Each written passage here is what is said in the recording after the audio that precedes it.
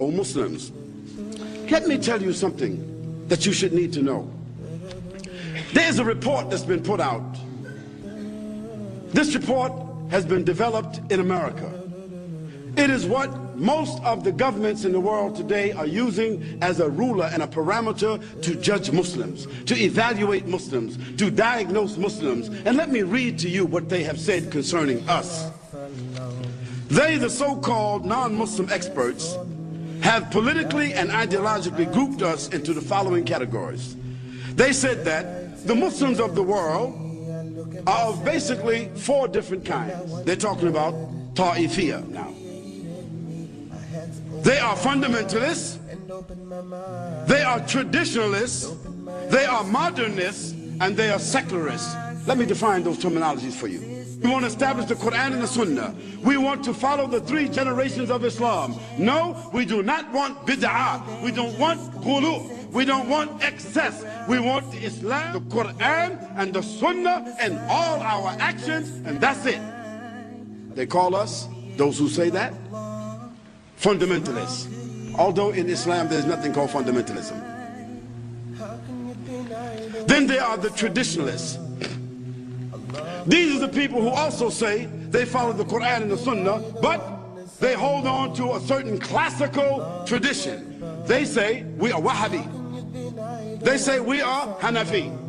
They say we are Shi'i. They say we are Hanbali. They say we are Shafi'i. They say we are Maliki. Although those 4 men, Ahmed ibn Hanbal, Imam Shafi'i rahimahullah, Abu Hanifa, Imam Malik, although those are our fathers, those are our scholars, those are the mujtahideen of Islam and the greatest people who brought dalil to us from those generations, no doubt. But following them blindly as a tradition is what the category here is. People who follow them blindly, and they are called traditionalists. Then there are the modernists. The modernists are those who want to make a new interpretation of the Quran. They want to make a new interpretation of the Sunnah. They want to make a new interpretation of Islam.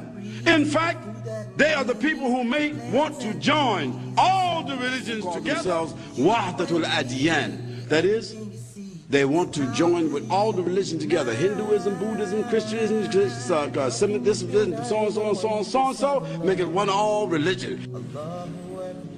Yeah, think about it. Hinduism, Buddhism, Christianity, Judaism, Brahmism, Shiism, He-ism. They want to bring all the religions all together with respect. And everybody want to go down the road together. We will overcome. See, that's what we want to do. This is called Wahdatul Adyan. Making all, it sound nice. One world religion. I don't know who would be the head of that, maybe the Pope. They got the most money. Or it might be the mayor of Jerusalem. Or it might be Jacques Chirac, or it might be Mr. Howard, or it might be Mr. Bush, or it might be whoever. We don't know who might become the leader of this new world religion. But the people who call for that among the Muslims, they are the misguided people, and they have joined the enemies of Islam. No matter how intellectual they are, no matter how sincere they are, no matter how educated that they are, they have joined the camp of the enemies of Allah subhanahu wa ta'ala, and they have said by doing so that Allah subhanahu wa ta'ala has not given to us the haqq. Wala and bara. The loyalty for the Muslims and the disassociation of the kafirs, that there's nothing like that in Islam. We just go along down the road with whoever's happy with us, we happy with them too. O Muslims, they have come up also with a formula. Not only have they classified us, but they have also come up with a formula to deal with every category and how to create hostility and opposition between the different categories. They have determined that the greatest threat to Western civilization and the continued dominance of Western culture is to make sure that the Muslims never reestablish a global identity and that there is no opportunity ever for them to reestablish the Khilafah. Let me repeat that point to you. They have determined that the greatest threat to Western civilization and the continued dominance of Western culture is to make sure that no nation among the Muslims develop among themselves a global identity. And secondly, they never, ever have the ability to reestablish the Khilafah. Now this is in their protocols. This is what you should understand. This is what they're preserving. This division is subtle and hidden, meaning that most Muslims wouldn't even know it. Therefore, it is more difficult to recognize than to treat.